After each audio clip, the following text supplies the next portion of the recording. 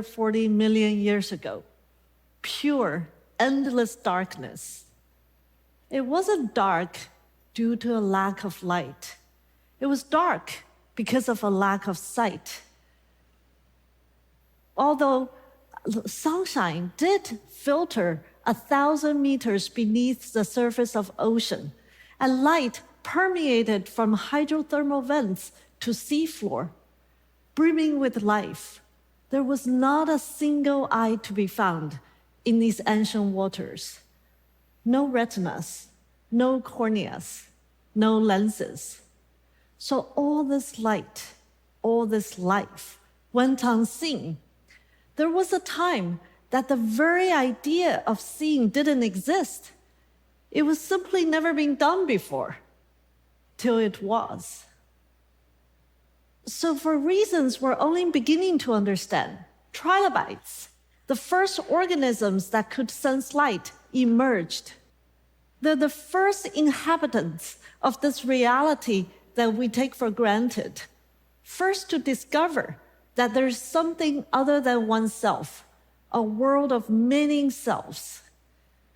The ability to see is thought to have ushered in Cambrian explosion, a period in which a huge variety of animal species entered fossil records. What began as a passive experience, the simple act of letting light in, soon became far more active. The nervous system began to evolve. Sight turned into insight. Seeing became understanding. Understanding led to actions, and all these give rise to intelligence. Today, we're no longer satisfied with just nature's gift of visual intelligence. Curiosity urges us to create machines to see just as intelligently as we can, if not better. 9 years ago on the stage, I delivered an early progress report on computer vision, a subfield of artificial intelligence. 3 powerful forces converged for the first time. A family of algorithms called neural network, fast, specialized hardware called graphic processing units, or GPUs, and big data, like the 15 million images that my lab spent years curating called ImageNet. Together, they ushered in the age of modern AI. We've come a long way. Back then, just putting labels on images were a big breakthrough. But the speed and accuracy of these algorithms just improved rapidly. At the annual ImageNet Challenge led by my lab gauged the performance of these progress. And on this plot, you're seeing the annual improvement and milestone models. We went a step further and created algorithms that can segment objects or predict the dynamic relationships among them in these works done by my students and collaborators. And there's more. Recall last time I showed you the first computer vision algorithm that can describe a photo in human natural language. That was work done with my brilliant former student, Andre Kapathy. At that time, I pushed my luck and said, Andre, can we make computers to do the reverse? And Andre said, haha, that's impossible.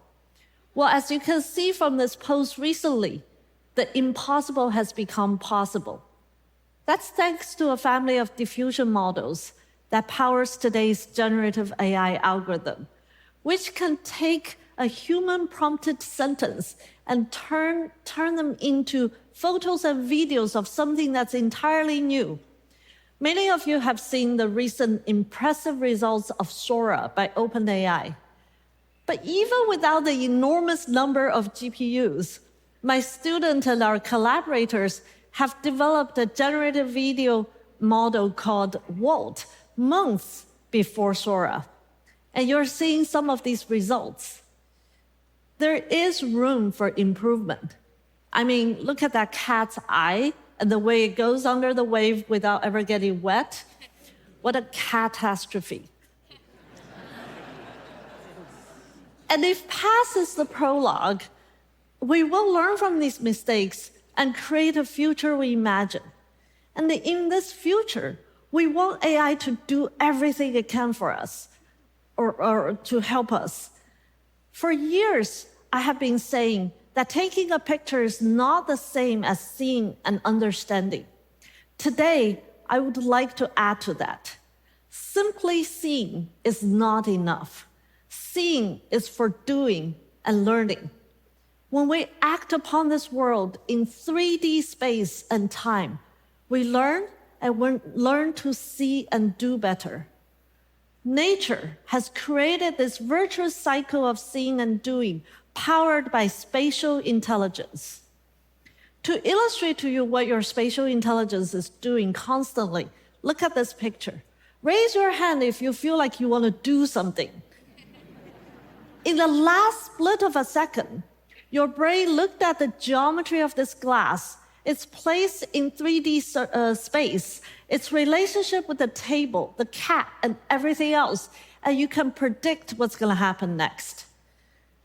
The urge to act is innate to all beings with spatial intelligence, which links perception with action. And if we want to advance AI beyond its current capabilities, we want more than AI that can see and talk. We want AI that can do.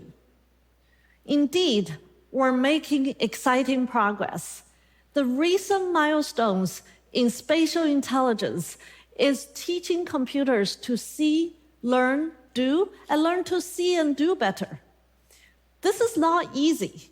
It took nature millions of years to evolve spatial intelligence, which depends on the eye taking light, project 2D images on the retina, and the brain to translate these data into 3D information.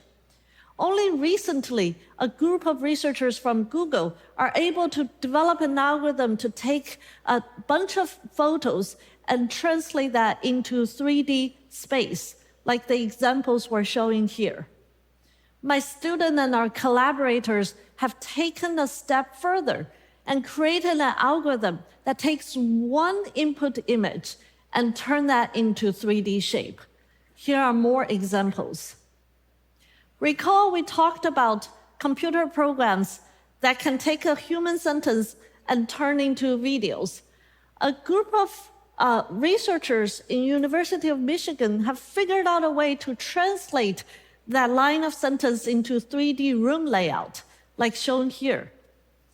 And my colleagues at Stanford and their students have developed an algorithm that takes one image and generates infinitely plausible spaces for viewers to explore.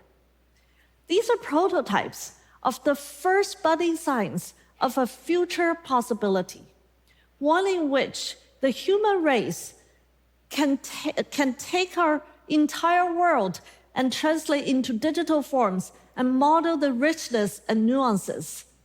What nature did to us implicitly in our individual minds, spatial intelligence technology can hope to do for our collective consciousness. As the progress of spatial intelligence accelerates, a new era in this virtuous cycle is taking place in front of our eyes.